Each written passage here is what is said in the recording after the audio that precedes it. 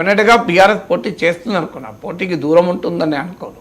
So ఎందుకంటే అక్కడ కమనల్లో పోటీ చేసి ఇక్కడ చేయకపోవడం ఉంటుందని అనుకోను. బట్ డెఫినెట్గా అది ఒక ఛాలెంజ్. ఎందుకంటే కాంగ్రెస్ పార్టీ, బీజేపీ, బీఆర్ఎస్ 3 పార్టీలకు ఛాలెంజింగ్గానే ఉంటాయి. Right sir. ఇక అసెంబ్లీ డిప్యూటీ స్పీకర్గా రఘురామకృష్ణరాజుకు అవకాశం దక్కింది సార్. ఆయన నామినేషన్ వేశారు, మరొకరు ఎవరు నామినేషన్ వేయకపోవడంతో ఆయన ఎన్నిక ఏకగ్రీవం అయింది. ఇవాళ మధ్యాహ్నం 2:39 డిప్యూటీ స్పీకర్గా రఘురామకృష్ణరాజు ప్రమాణ స్వీకారం చేయబోతూ ఉన్నారు. ఇక హోంమంత్రి అనిత చెప్తూ ఉన్నారు సార్, మైక్ ఇవ్వడం లేదు, అసెంబ్లీలో ప్రతిపక్ష హోదా ఇవ్వడం లేదు కాబట్టి జగన్మోహన్ రెడ్డి అసెంబ్లీకి రాను అన్నాడు కదా. ఒకవేళ ఇప్పుడు ప్రతిపక్ష హోదా ఇస్తామన్నా, మైక్ ఇస్తామన్నా కూడా రాడు అంటూ ఎద్దేవా చేస్తున్న పరిస్థితి. చాలామంది Telugu Desam party and Janasena party నాయకులు కూడా ఆ రకంగానే కమెంట్ చేస్తూ ఉన్నారు sir. So Raghurama deputy speaker చైర్లో, స్పీకర్ చైర్లో కూర్చుంటే జగన్ భయపడతాడు అనేది వాళ్ళ వెర్షన్. దానికి ఏమున్నది, టెస్టింగ్ చాలా ఈజీ టెస్ట్ కాదు. ప్రతిపక్ష హోదా ఇచ్చేసి మైక్ ఇచ్చేసారు అనుకోండి, భయపడో తేలిపోతుంది కదా. దానికి క్లెయిమ్స్ ఎందుకు, కౌంటర్ క్లెయిమ్స్ ఎందుకని. అయినా సభ ఉన్నది భయపెట్టడానికి, సభ ఉన్నది బెదిరించడానికి కాదు కదా. సభ ఉన్నది గౌరవంగా, హుందాగా నడవటానికి. కానీ గతంలో నడవలేదు. సో గతంలో నడవలేదు, ఇప్పుడు గతంలో నడవలేదు కనుక ఇప్పుడు నడపకుండా ఉందామంటే నాకే అభ్యంతరం లేదు. అదే ప్రజాస్వామ్యం అయితే. అదే గతంలో 4 మర్డర్లు జరిగినాయి కనుక ఇప్పుడు కూడా 4 మర్డర్లు జరిగినాయి అని యాక్సెప్ట్ చేద్దామా? గతంలో 1000 కోట్లు తిన్నారు, ఇప్పుడు కూడా 1000 కోట్లు తినని అంటే ఒప్పుకుందామా? నిజంగా చాలా ప్రశాంతంగా సభ జరుగుతుంది. సో ఏదైనా ప్రతిపక్షాలను ప్రశాంతంగా అదే సార్ ఉంటే కనుక వేరే రకంగా ఉంటుంది. ఆ ప్రశాంతత కోరుకుందామా? సో ఆ కర్ఫ్యూ నాడు కూడా ప్రశాంతంగానే ఉంటుంది. లాక్డౌన్ అప్పుడు ప్రశాంతంగా లేవా వీధులు? మరి అలా కోరుకుందామా? లాక్డౌన్ అప్పుడు అసలు మీకు ట్రాఫిక్ అంతా ఏది లేదు, చాలా ప్రశాంతంగా ఉంటాయి కదా నగరాలు. మరి ప్రశాంతత కాదు కోరుకోవాల్సింది, ప్రజా సమస్యల పైన వాద ప్రతివాదాలకు సభ వేదిక ఉండాలి. ప్రశాంతత కావాలని ఎవరన్నారండి? సభలు ఉన్నాయి ప్రశాంతత కొరకు కాదు కదా. ఈ సభ ఉన్నది ఏమన్నారు, అకాడమిక్ స్పీచ్ల కొరక అండి. సభ ప్రజా సమస్యలపైన, భిన్నమైన విధానాలపైన మీరు ప్రభుత్వాన్ని, ప్రతిపక్షాలు నిలదీయాలి. ప్రతిపక్షం చెప్పినదాన్ని ప్రభుత్వం గౌరవం ఇవ్వాలి. అది కదా సభ. ప్రశాంతంగా ఉండడానికి సభలు పెట్టుకోరండి. సభ రాజకీయంగా ఒక వేదికది, ప్రజా వేదిక. ఎక్కడ ప్రపంచంలో ఏ సభ ప్రశాంతంగా ఉండదు. అది ఉండడం అంటే సభే కాదు, అది రాజకీయ సభే కాదు. నేను అందుకే అంటున్నా, మీరు లాక్డౌన్ అప్పుడు చాలా ప్రశాంతంగా ఉంటే ఆ ప్రశాంతత మనం కోరుకుంటామా? సో అందువల్ల సభలు ప్రశాంతతకు ప్రతి సభలకు మనం వేయద్దు. చర్చల వాడి వేడిని బట్టి సభ యొక్క క్వాలిటీ డిసైడ్ చేయాలి.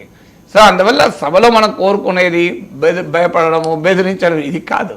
అది గతంలో చేయలేదంటే నేనే చాలాసార్లు ఇప్పుడు జగన్ చంద్రబాబుకి ఇచ్చిన గౌరవం బాగుండుంటే ఇవాళ ఈ సమస్య వచ్చేది కాదని. కానీ గతమే ఆదర్శమైతే ఎన్నికల్లో ప్రభుత్వాలు ఎందుకు పడిపోవాలి? ఇప్పుడు జగన్మోహన్ రెడ్డి చేసిందే మేము చేస్తాం అని వీళ్ళు అనుకుంటే మీకు ఎందుకు ఓటేయాలి? మరి ఫేమ్ ఉంటే ఎందుకు ఓటేయాలండి? జగన్మోహన్ రెడ్డి చేసింది చెయ్యమని చెప్తేనే కదా ప్రజలు ఓట్లేసింది. జగన్మోహన్ రెడ్డి చేయలేదా మేము చేస్తామంటే మన ప్రజలు మీకు ఎందుకు ఓటేయాలి? వాళ్ళు ఎవరుంటుంది ఏ రాయితీని తలకాపలో కొట్టుకోవడానికి? అందువల్ల ఆ క్లెయిమే కరెక్ట్ కాదు. గతంలో చేయలేదా, మరి గతంలో చేసినందుకు అధికారం మార్పుని ఎందుకండి? ఎన్నికలు ఎందుకు? ప్రజలు వేరే వాళ్ళని గెలిపించడం ఎందుకండి? గతంలో ఈ చాలా సందర్భాలు ఈ ప్రశ్న అడుగుతుంది. గతంలో జరిగింది తప్పనే కదా ప్రజలు తీర్పు చెప్పి 11 సీట్లకు పరిమితం చేశారు. మరి అదే మళ్ళీ చేద్దామా? మళ్ళీ అయితే గతంలో ఏమున్నది కదా, తీరేమున్నది? అదే రివెంజ్ తీర్చుకుంటారేమో అనే భయంతో జగన్ రావడం లేదు. సభలు రివెంజ్ కాదు కదా అండి. సభలు వేదికలు ఉన్నాయి, ప్రతీకార వేదికలు కాదు సార్. చేస్తూ ఉన్నారు కదా నాయకులు. ఎవరైనా రివెంజ్ను మనం కోరుకోకూడదు నాయకులు. నేను అందుకే అనేది, సో సభకు రావాలని కోరుకోవాలి ప్రతిపక్ష నేత, కానీ సభకు రాకూడదని అధికారంలో ఉన్న వాళ్ళు కోరుకుంటే ఎట్లా? సభకు ప్రతిపక్ష నేత వెళ్ళాలి, స్పీకర్ చైర్లో. అయినా నాకు అర్థం కాని లాజిక్ అండి. ఇప్పుడు అయ్యన్న పాత్రుడు స్పీకర్ ఏమన్నా జగన్ మంచి ఫ్రెండా? ఏం లాజిక్ అండి అది? అది కామన్ సెన్స్ చెప్తున్న లాజిక్ కూడా మా రాజకీయ నాయకులు మాట్లాడితే ఏం చేయాలి? ఇప్పుడు రఘురామకృష్ణరాజు ఉన్నాడు, భయపడి జగన్ రాడు. అయ్యన్న పాత్రుడు అంటే చాలా ప్రీతి పాత్రుడు జగన్కు. మరి ఈ లాజిక్ ఎక్కడిది? Ayyanna Patrudu will be డిఫరెంటా? జగన్మోహన్ రెడ్డికి చాలా చాలా క్లోజ్ ఫ్రెండ్. చిన్నప్పటి నుంచి జగన్మోహన్ రెడ్డి అంటే అపారమైన గౌరవం ఉన్న వ్యక్తి అయ్యన్న పాత్రుడు. ఇద్దరు బాధితులు. ఏమన్నాడు జగన్మోహన్ రెడ్డిని అయ్యన్న పాత్రుడు? ఇంకా బతుకున్నాడు అన్నాడు. ఇంతకన్నా ఎక్కువ ఇంకా రఘురామకృష్ణరాజు కూడా అట్లా అన్నాడో లేదు. సో అందువల్ల అది ఇష్యూ కాదు. అయినా అయ్యన్న పాత్రుడికో రఘురామకృష్ణరాజుకో ఆ సీట్లో కూర్చుని జగన్ పట్ల వాళ్ళకున్న వ్యతిరేకత గీట్రాయిగా ఇచ్చారా? అది చెప్పమనండి పోనీ అనిత గారిని, ఇంకెవరినన్నా. ఓహో అంటే జగన్ ఎంత దేశిస్తారు అనే ప్రాతిపదిక పైన స్పీకర్ డిప్యూటీ స్పీకర్లు డిసైడ్ చేస్తారా? ప్లీజ్ ఆ మాటకైతే తమ్మినేని సీతారామన్ స్పీకర్గా ఉండే, ఆయన చంద్రబాబు నాయుడు క్యాబినెట్లో మంత్రిగా ఉండే. మరి చంద్రబాబు నాయుడు మంత్రిగా పనిచేస్తున్నాడు, చంద్రబాబు నాయుడు పట్ల ఎంత అగౌరవంగా ఉన్నాడు. స్పీకర్ చైర్లో ఉన్నాడు అని మర్చిపోయి కూడా చంద్రబాబు నాయుడు మాట్లాడాడు కదా. సో అందువల్ల ఆ సభా సాంప్రదాయాలు ఎప్పుడో మంట కలిశాయి.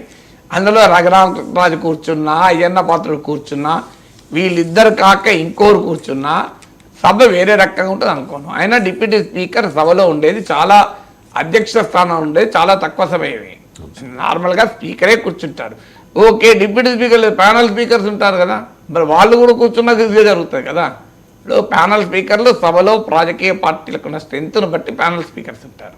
సో ప్యానల్ స్పీకర్లు కూడా ఉండొచ్చు కదా. జగన్ బాగా వ్యతిరేకించే వాళ్ళు, జగన్ అంటే సహించలేని వాళ్ళు ఉండొచ్చు కదా. పోనీ తెలుగుదేశంలో జగన్ ప్రేమించే వాళ్ళు ఎవరు ఉన్నారు చెప్పండి. అందువల్ల ఇది రాజకీయంగా మాట్లాడుకోవడానికి వరకు తప్ప కానీ ఆ సీట్లో ఎవరున్నారన్న దాంతో సంబంధం లేదు. జగన్మోహన్ రెడ్డికి కలిగే గౌరవమో అగౌరవమో సేమ్ ఉంటుంది. అయినా సభకు పోవాలన్నది ఫ్యాక్టు. అగౌరవాలు ఉంటాయి. అందులో చంద్రబాబు నాయుడు పట్ల గతంలో అనుసరించిన వైఖరి పట్ల జగన్మోహన్ రెడ్డికి ఇప్పుడు నీతి సూత్రాలు చెప్పే నైతిక హక్కు లేదు. ఇప్పుడు ధర్మబద్ధంగా అసెంబ్లీలో నాకు చాలా గౌరవంగా ప్రతిపక్ష నాయకుడిగా హోదా ఇచ్చి గౌరవించాలి అంటే అది సాధ్యం కాదు. రాజకీయాల్లో ఏ విలువలు మీరు పాటిస్తారో అవే విలువలు డిమాండ్ చేయాలి. అందువల్ల ఒకవేళ చంద్రబాబు నాయుడుకి చాలా గౌరవం జగన్మోహన్ రెడ్డి ఇచ్చుంటే ఇవాళ కనుక జగన్మోహన్ రెడ్డి గౌరవం ఇవ్వకపోతే ప్రజలే తిరుగుబాటు చేసేవాళ్ళు. ఇదేం అన్యాయం కదా.